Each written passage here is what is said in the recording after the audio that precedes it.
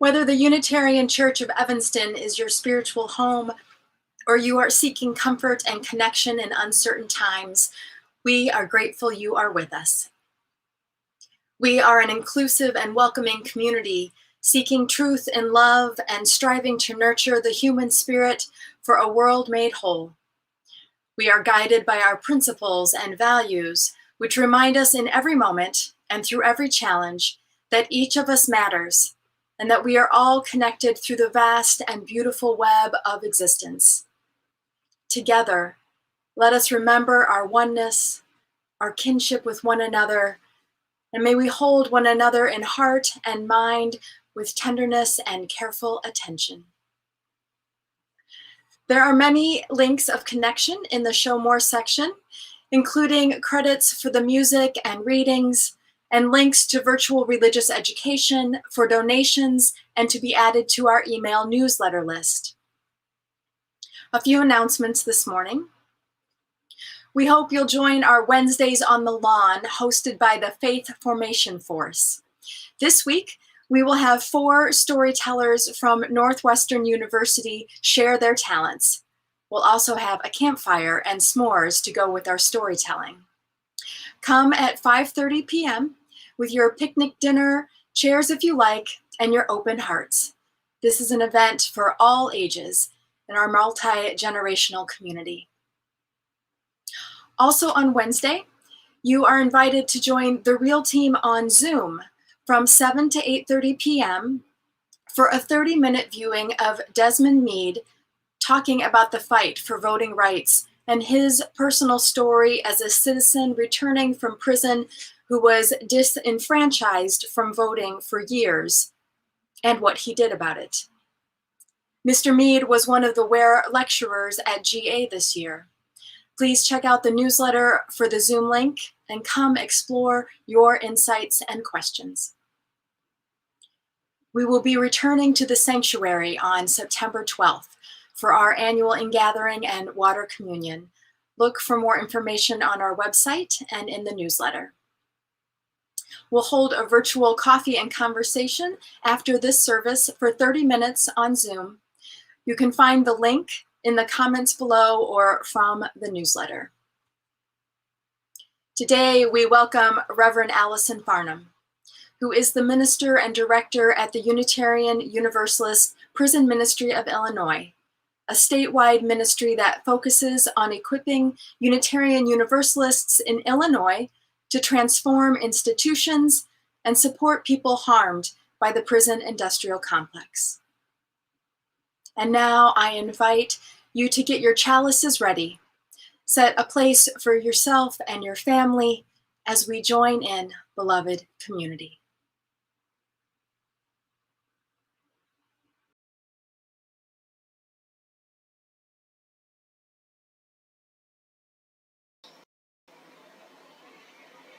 I'd like to invite you into a call and response reading that comes from my colleague, the Reverend John Corrado.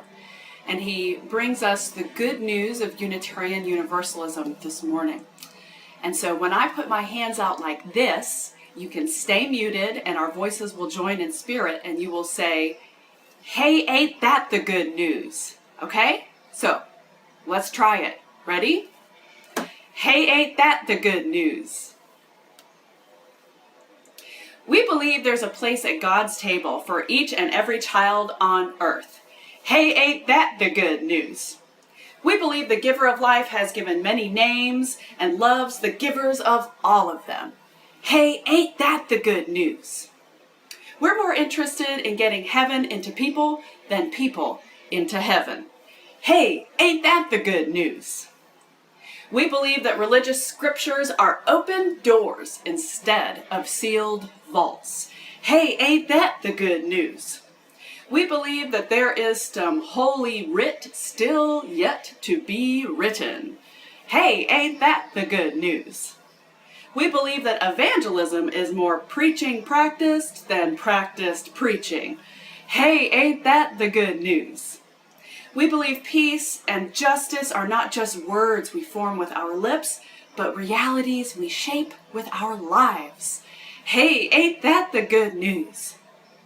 We believe that we are one with the stars and the trees and the tigers and the rivers and all of the stuff of life. Hey, ain't that the good news? We believe our lives are about growing hearts that love, minds that seek, and hands that serve. Hey, ain't that the good news? And let the people say, Amen, Ashe, Salam, Shalom, blessed be.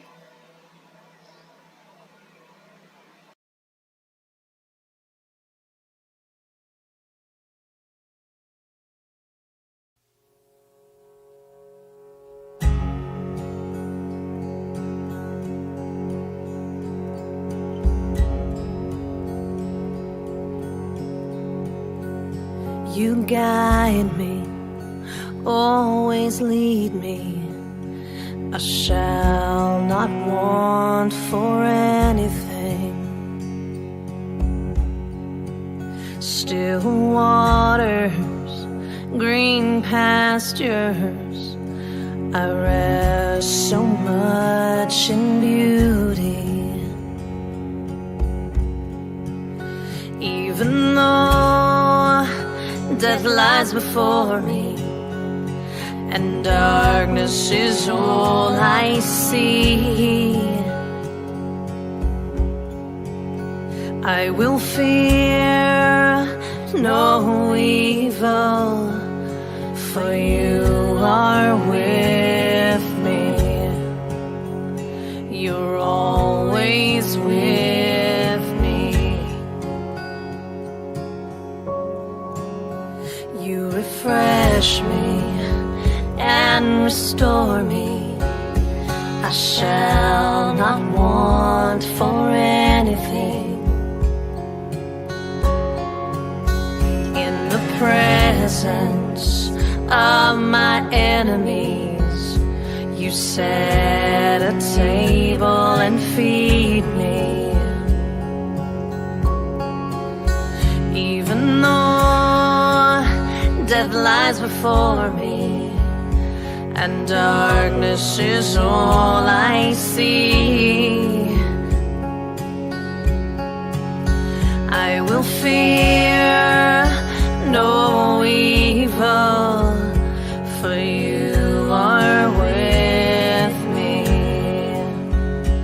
You're always with me. Surely goodness and mercy will follow me all of my days. Surely goodness and mercy will follow me all of my days. You fill me, you anoint me, I dwell in your presence. You comfort me, you adore me, my cup it overflows.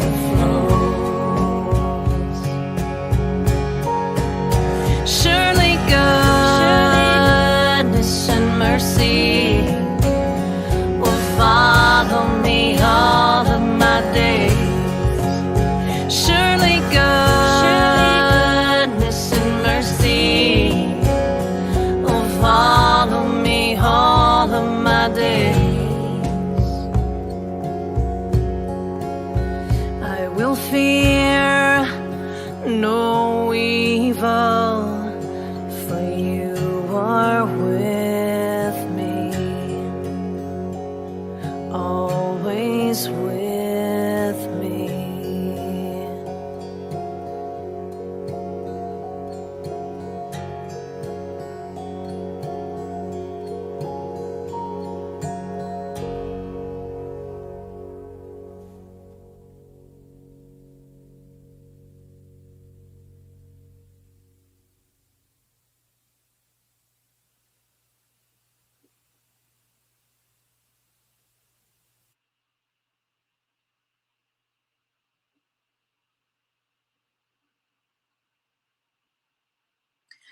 The Unitarian Church of Evanston sits on the traditional and current homelands of the Council of the Three Fires, the Odawa, Ojibwe, and Potawatomi nations. Many other tribes, such as the Miami, Menominee, Ho-Chunk, Sac, and Fox, have and continue to call this area home. We name these in honor and respect for the land, all the animals and plants that have lived on and through the land, and all people who have been and remain a part of the earth. Our shared faith calls us to name these as one small effort toward greater accountability, deeper relationship, and mutuality with our communities, our ancestors, and our descendants.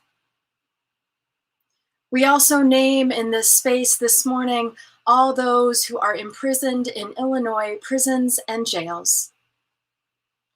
As Judy, Les, Dale, and Steve, members of our UU prison ministry team, light our chalice, please join in saying the words printed on your screen by Monica Cosby. Within community, there is a shared responsibility and accountability, caring and connection. It is understood that the health, happiness, success, security, and stability of the community is directly connected to that of the individuals within it. In community, support is given when needed. Solidarity is lived, not just a spoken word.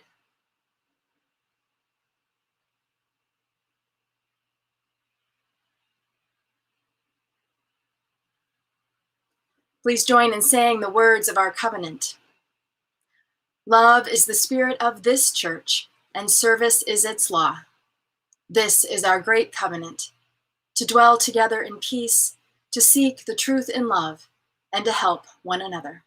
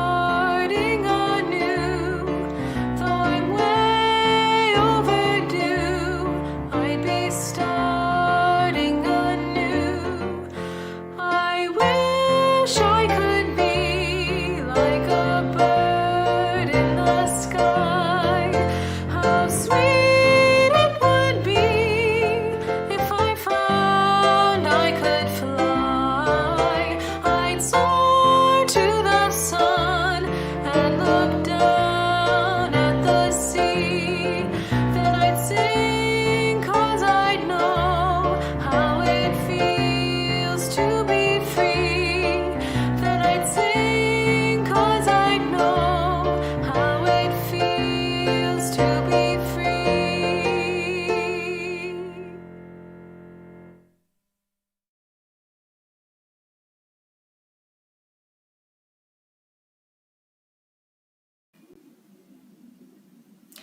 The time for all ages and story for all ages today is a book by Mariam Kaba called Missing Daddy.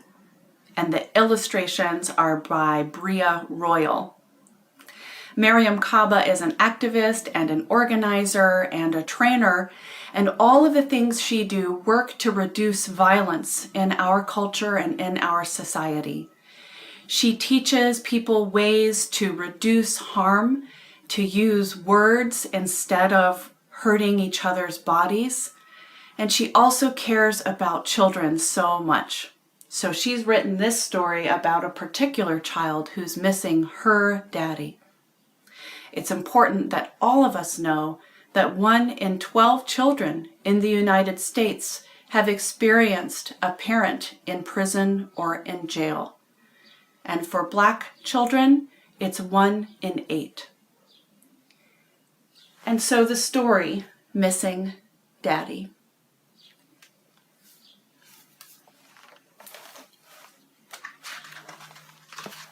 The story begins with a quote by Jane Ball. Each and every family is unique, from its people, to its foods, to the words that we speak. Related or chosen, large or small, we can feel loved, even when the world puts up a wall.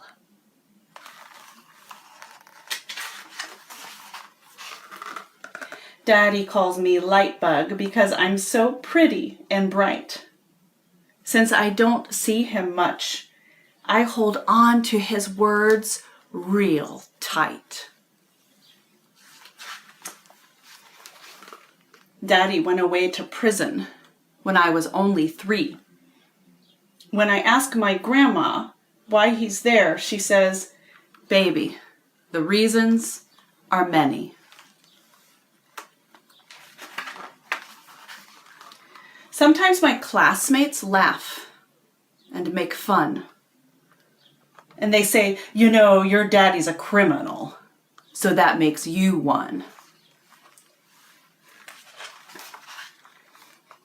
I guess some kids forget that words can really hurt your feelings.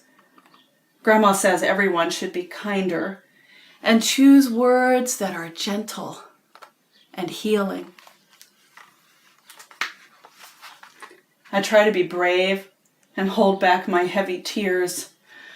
I feel a blue wave of sadness. My daddy won't be home for years. Mama works day and night. She's always on her feet.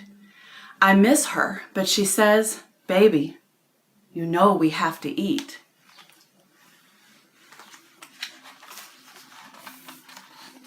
My teacher, Miss Lee, taught us that there are all kinds of families. Some kids only have a mommy, or others have 2 daddies. Those who love us help us grow no matter who they are. They are our true family, whether near or far.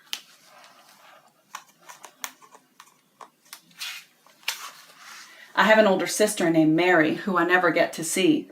She lives with her mommy in a place called DC. I wish we could talk regularly because we share the same story. I want to tell her that I miss Daddy, but I don't want her to worry. At school, I talk to the counselor, Miss Parker. I guess it helps me feel a little better. She asks me a lot of questions about my daddy in prison. Sometimes I don't want to speak, so I talk about my ballet lesson. When visiting day is near, I can hardly sleep. I'm so excited, the happiness in my soul is deep. We travel to the prison. It is far, far away. Getting there takes Grandma and me all day. Finally, I see Daddy across the visiting room. His laugh is like fireworks, loud, colorful, boom. I run and jump into his arms and he hugs me tight. Good to see you, my little light bug. Always so pretty and bright. The end.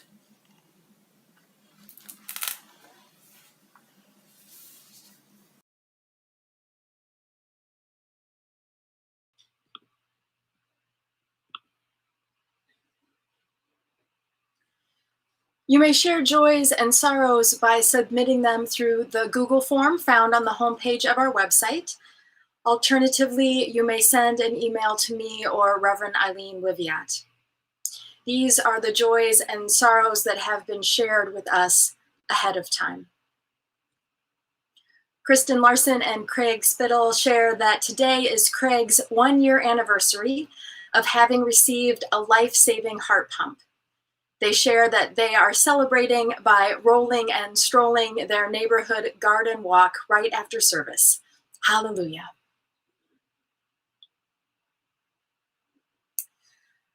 Please hold in your hearts Nancy Lee and Nancy Owens as they grieve the death of their son, Cooper Lee, who died in an accident on Friday in Akron, Ohio.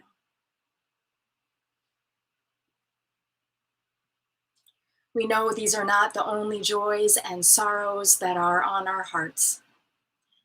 Let us take a moment of quiet now to read to ourselves the joys and sorrows that have been added to the chat. We hold these together in care and tenderness.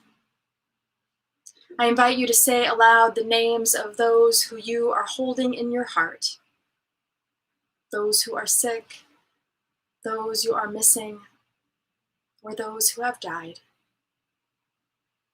As we let their names gather on the winds to be held in this community that knows no walls.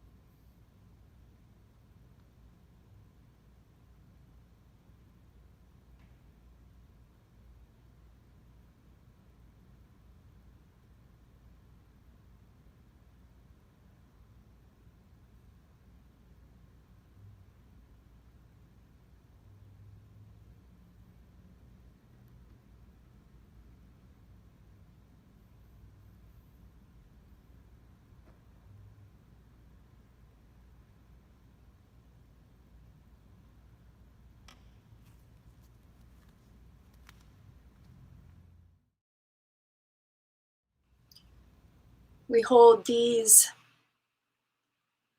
as well as the joys and sorrows that remain unspoken. Together, we share our celebrations and lessen the burden of our grief.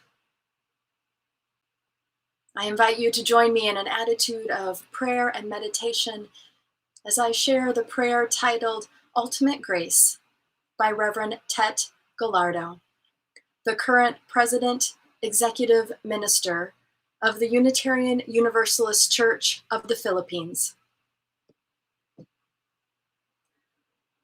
Ultimate grace, the heart of every matter, in every perfection and imperfection, in all senses and tenses, in moments of every right and wrong, presenting choices to inquiring hearts.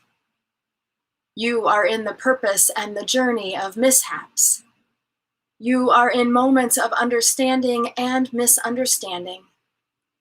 We have but to seek and invoke you and enable the work of your Spirit.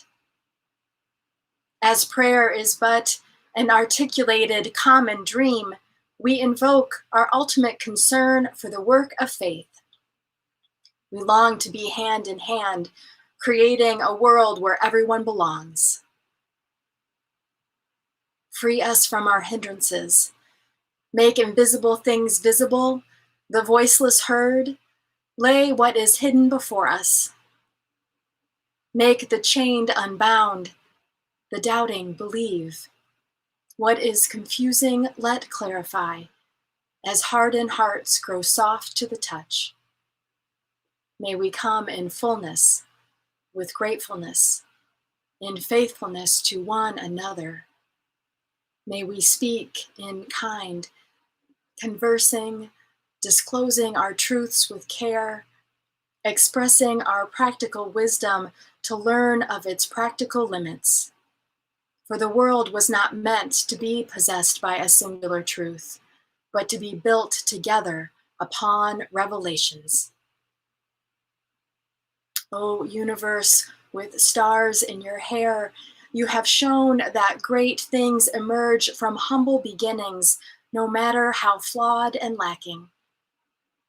That one story, in a stable, in prison, in the cave, in destitution, in abject poverty, if lived in all sincerity, can liberate the many. May our eyes seek to appreciate, our breaths to dedicate power, our hands to warm each other. When loving fearlessly, we are invincible. When free will is deliberate, we are pivotal. When dreaming together, we are infinite. Remind us of the very questions that we have turned away from, that we thought we could not answer or were impossible to realize. Dear universal intelligence, your embrace contains everything but confines nothing. In the ever insistence of existence, may this one moment count. Amen.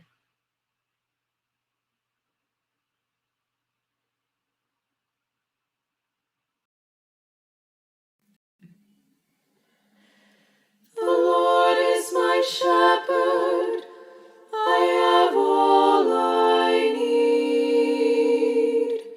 She makes me lie down in green meadows, beside the still waters she will lead. She restores my soul, she rights my wrongs. She leads me in the path of good things. She fills my heart with songs.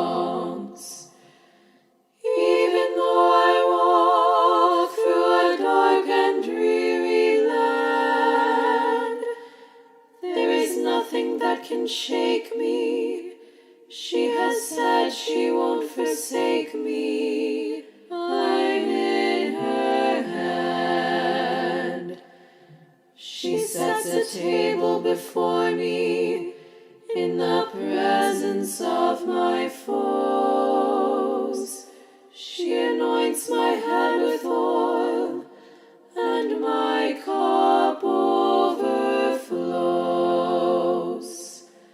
Surely, surely goodness and kindness will follow me all the days of my life, and I will live in her house forever, forever and ever.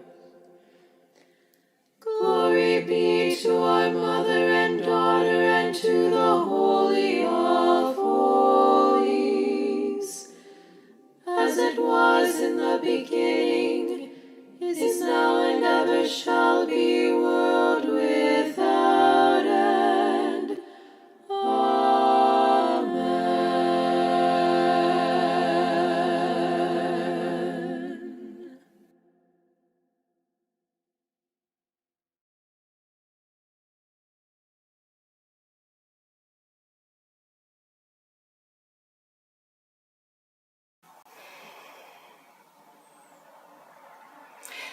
I'd like to share an excerpt from a book by the white Buddhist Jack Kornfield.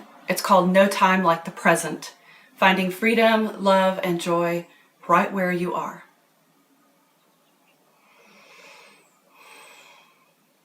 On a train from Washington to Philadelphia, I was seated next to Robert Brown, an African American who had worked for the State Department in India and had quit to run a rehabilitation program for juveniles in the District of Columbia.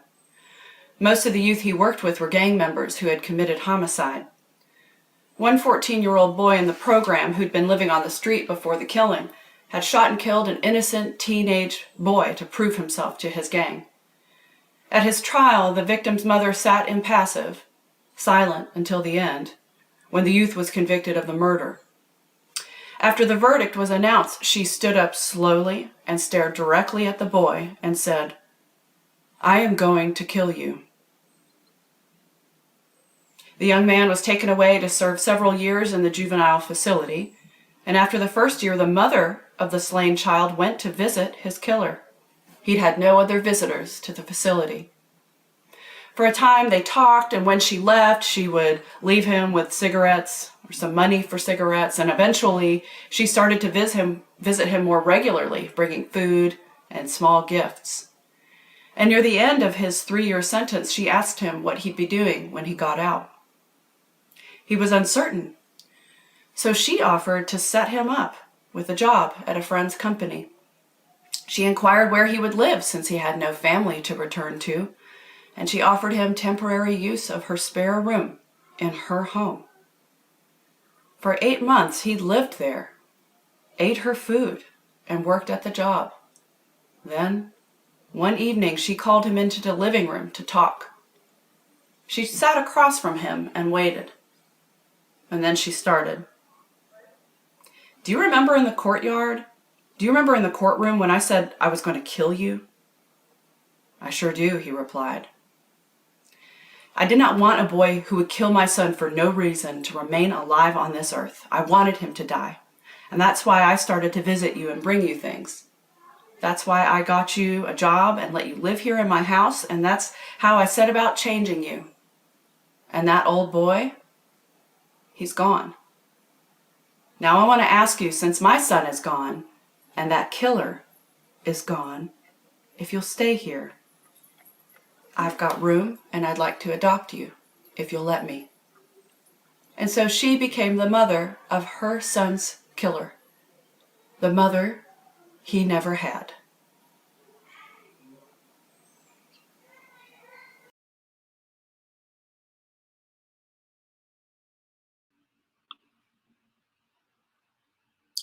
As we say in our covenant each Sunday, service is our law.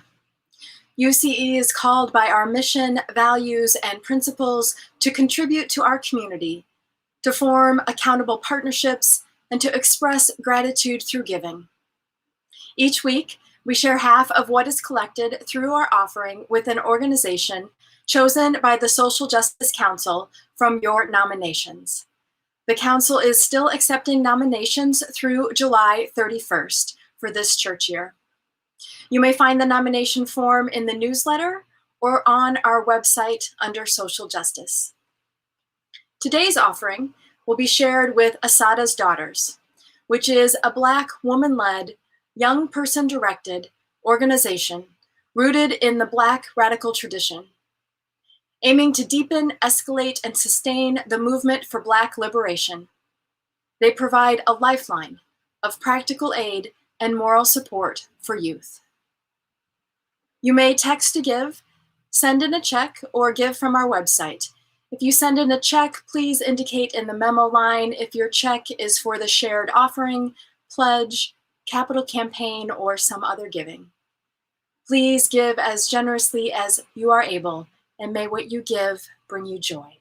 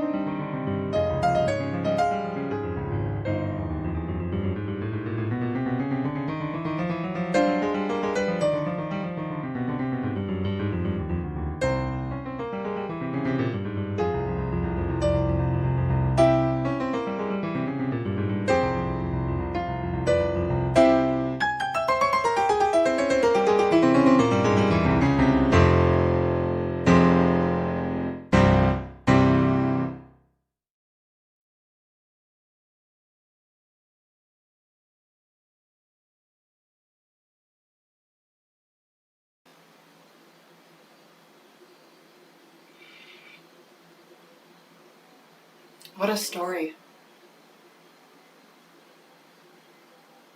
That kind of tale just bolsters my faith in humanity.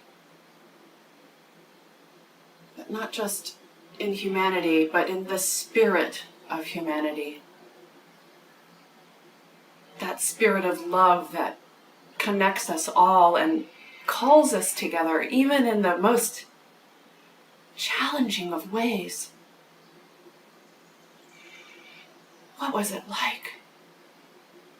I myself, I'm a mother of 2 small children. I can't imagine losing either of them, particularly a violent, murderous death.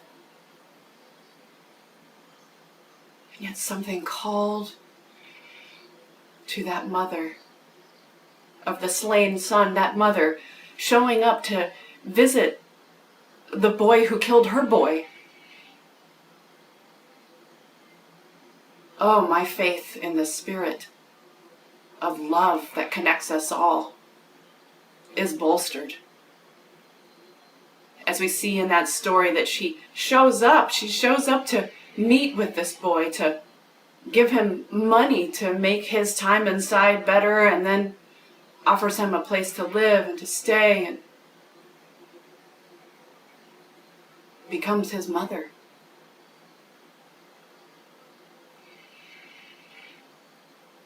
I believe in that spirit that calls us together. I don't know, even now, years as a Unitarian Universalist, since I was 2 years old, been an ordained minister since 2008, and I still don't have words, but I have sweeping feelings of connection, possibility, and what we as humans can still do when we participate with the spirit of love. And when we humble ourselves to what it requires of us. What did it require in that mother? What shifts, what transformation of the heart?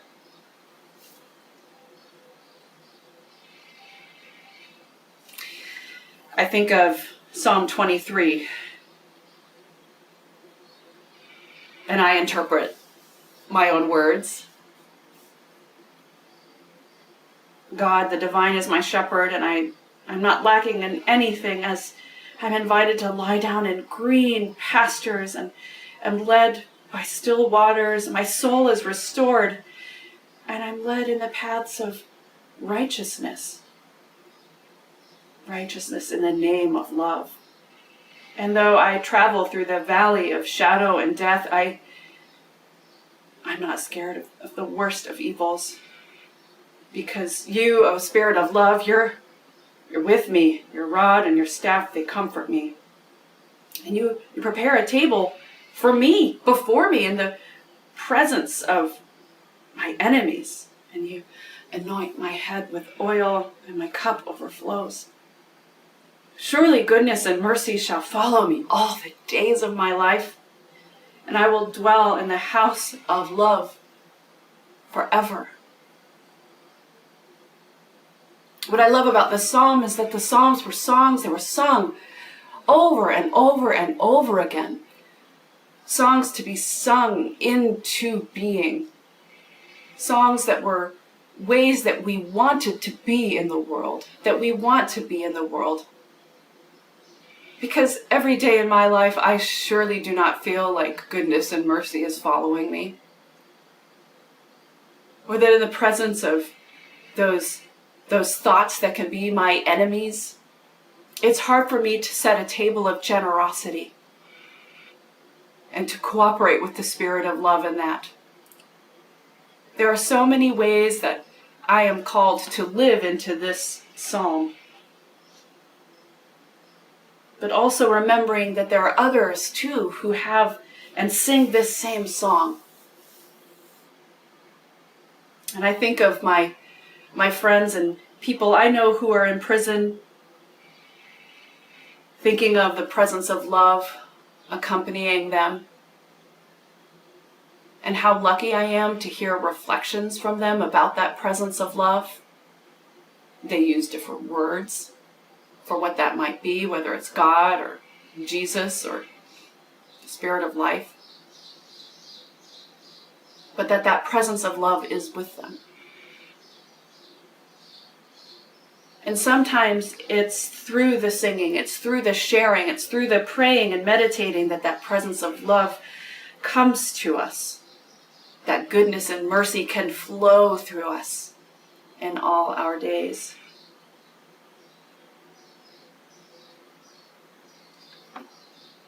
But in prisons, that kind of goodness and mercy is not by design. It is by the sheer participation of those inside who are doing their best in the midst of human rights abuses that the United Nations shudders at. When we hear stories about people who have changed and transformed, it wasn't because of prison. It was in despite of prison. And so when I hear the story of this mother who's ready to receive this child, I think of all the opportunities that were lost upon so many others in how to care for this child before he ever ended up in a juvenile detention center. All the lost opportunities for connection and relationship that led him to form connections with a gang. The desperation of need that we humans have for relationship. It's real. We're born into the world needing care, needing concern. It's okay to be hugged and loved. It is what we need. We're born into relationship. And so how is it that there's this dominant and controlling narrative, this underlying assumption about what safety is, that the only thing keeping us from danger must be bars. The only thing between us and danger are cages and police. Well, that's just not true. I suppose there's a way of looking at the world that danger could be lurking around any corner, because there are plenty of violent activities that happen that never see any attention. And the systems of harm. That there are systems and ways of being that perpetuate violence in our world.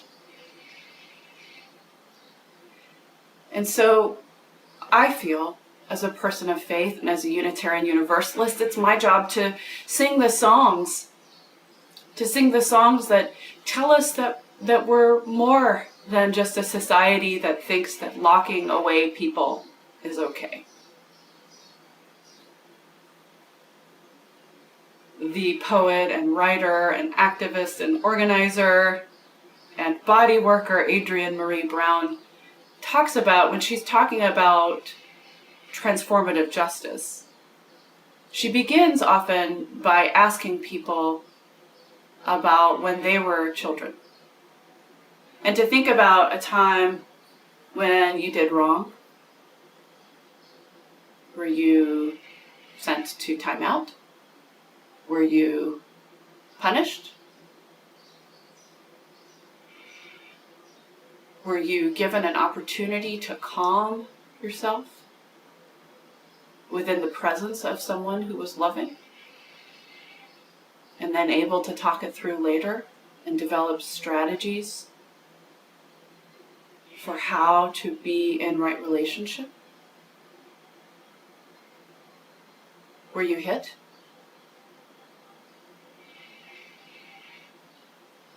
So often we hear stories and we know deeply the beginnings of retribution as children. And that's behavior that's okay, even though it often solves nothing to be separated, to be isolated from the very sources of love and steadiness that we care for.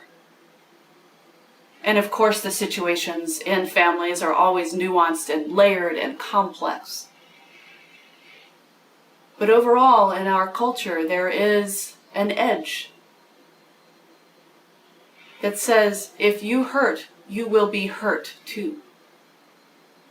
But that hurting of locking someone away in cages, instead of finding a deeper sense of accountability through truth-telling, through singing our songs, through processes of reconciliation, if we don't engage in those processes, then the violence is still going to continue.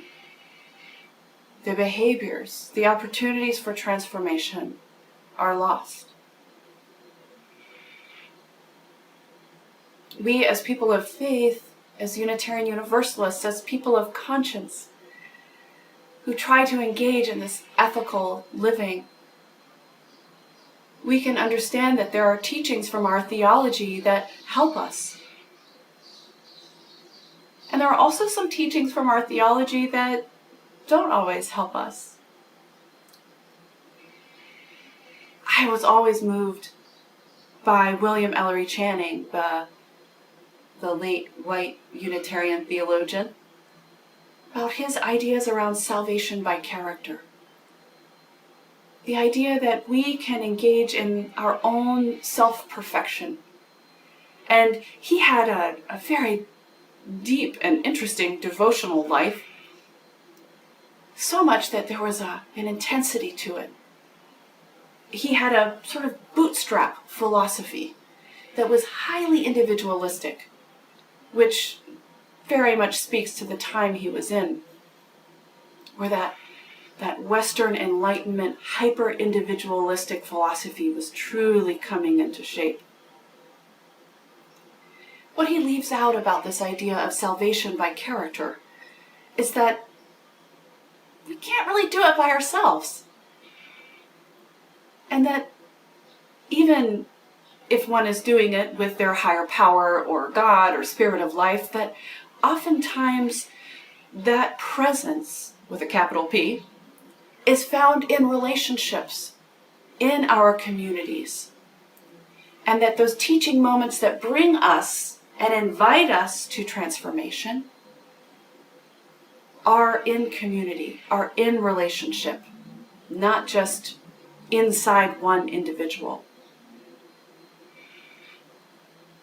So often, when we look at the idea of salvation, in more traditional terms, salvation is something that's about the hereafter. It's not even about caring about now. But as we engaged in the call and response, it's that invitation that we're about bringing the good news to this life, to here and now, not about some sense of freedom or release from suffering in the hereafter. No, it's about understanding that we can bring love and hope and peace and joy to this life right now, through engaging with that presence of the spirit of love that calls us forward and that is known and shown to us in community. So if all of this transformation, this hope, this love, this peace, this joy can be found in community, nobody ever said it would be easy.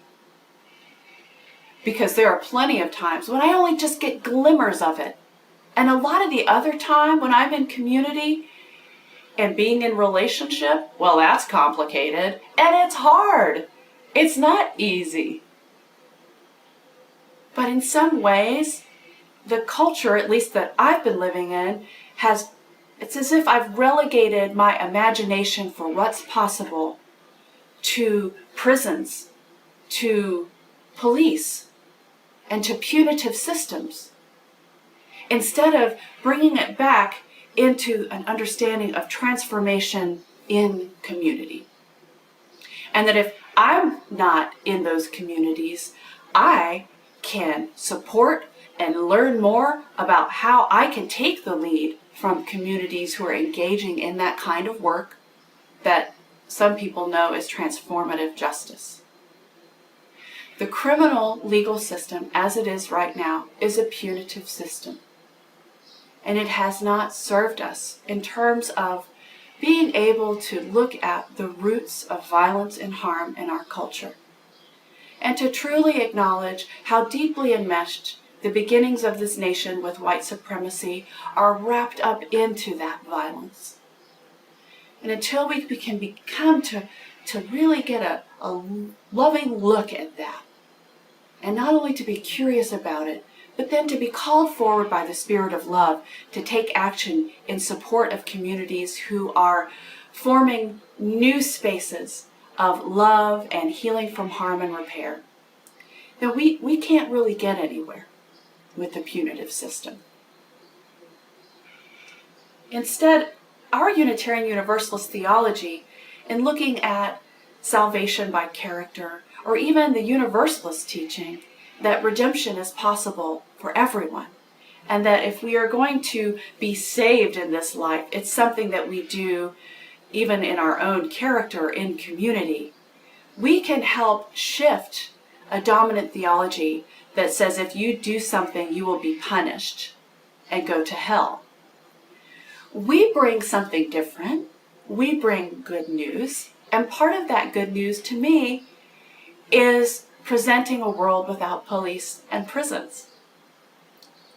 It's about engaging and singing the songs that tell us that not only will goodness and mercy flow through my life all of my days, but everyone else deserves that as well. That there are other people too who sing those songs of freedom and celebration and prayer and hope. So we have opportunities to engage in relationships that support building a presence of healing and love and support, whether it's for people who have experienced harm or is it for people who have done harm and who can be called to a sense of accountability in this life, not about the next life. It's not enough to think that some person who's done a bad thing is going to roast in hell. And it's not enough for me to think that a person who's done a bad thing is going to be locked away in a prison. That doesn't work for me personally because it doesn't address the larger issues of harm that are continually perpetuated in the culture we live in.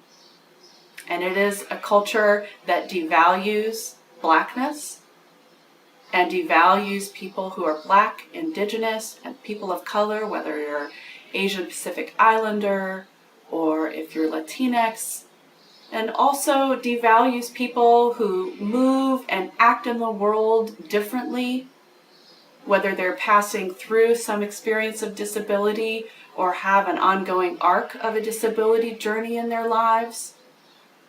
It devalues people who are queer or trans. And so, hey, we have good news. Surely goodness and mercy can follow all of us in all of our days. But you know where it starts? It starts in that really messy place of relationships. And I can bet that in congregational life, some of you have experienced some of that. That we who have made promises to each other in covenants, whether in little small groups or as a whole congregation, there have been moments when the rubber has hit the road, as I like to say, where we really get to lean into that covenant and call one another in to that circle of love and give folks an opportunity to sing the songs of hope and of goodness and mercy and find ways to be in relationship with one another even when it's hard.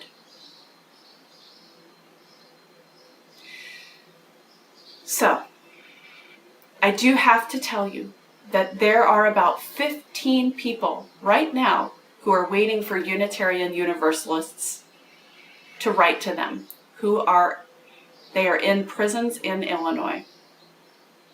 And when I tell you that relationship is the beginning to this transformation, being a pen pal is one of those ways of getting an idea of what's going on for people who live inside Illinois prisons, and also being an outside connection to someone, and being able to relay information as your inside pen pal might share with you about conditions that are going on in the prison, about things that need to be changed, and engaging with us at the Unitarian Universalist Prison Ministry of Illinois and telling us what kind of advocacy that pen pal might want us to do. You see, building the world we dream about, it sounds pie in the sky, but it's something that has to be done little by little. Even though it's a huge, long, epic, sweeping journey, it doesn't mean that we can't try, move by move, to make it possible. And one small move that can really become very large in your life is by being a pen pal. So as we move and invite ourselves to be called forward by the Spirit of love, I invite you to get a pen pal, and I also invite you to have a critical eye to how the criminal legal system and policing and prisons are portrayed in our media. This summer, I want you to pay attention to the framework that is used, the dehumanizing language that is used that allows us to be separate from one another. And have a critical and open heart to what is possible when we move from a theology and from systems that are punitive and retributive, and allow ourselves instead to become part of circles of repair and healing. And as one set of authors and activists, Mariam Kaba and Shira Hassan, say, they call it fumbling towards repair. Ways to bring healing from harm into our communities and to be more present to one another. And to sing the songs, like in the Psalms, of hope and love and peace and justice. So let us keep singing those songs together in relationship. Blessed be.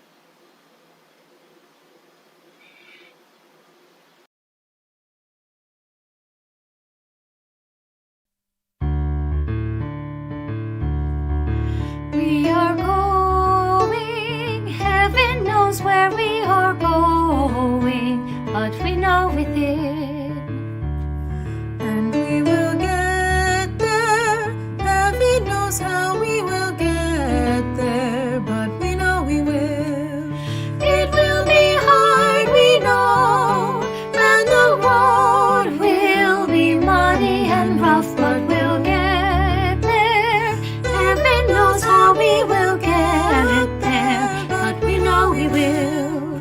Oh yeah, yeah, oh yeah, yeah, oh yeah, yeah, oh yeah, yeah. We are going, heaven knows where we are going, but we know within. And we will get there, heaven knows how we will get there, but we know we will. Oh yeah, yeah, oh yeah, yeah, oh yeah, yeah, oh yeah, yeah, oh yeah, yeah, yeah, yeah, oh yeah, yeah, yeah, yeah, oh yeah, yeah, yeah, yeah, oh yeah, yeah, yeah, yeah, oh yeah, yeah, yeah, yeah, oh yeah, yeah, yeah, yeah, oh yeah, yeah, yeah, yeah, oh yeah, yeah, yeah, yeah, yeah.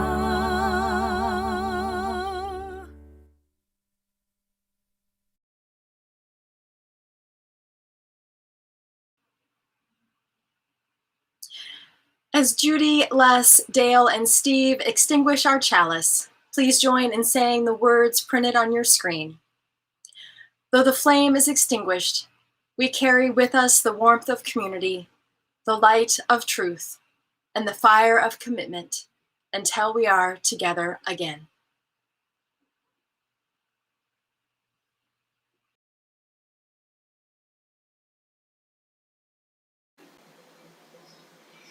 Go forth from this place, ready to be called forth by the Spirit of love into circles of community and connection, and ready for challenges that can transform you and bring healing and love to your communities. May it be so. Amen.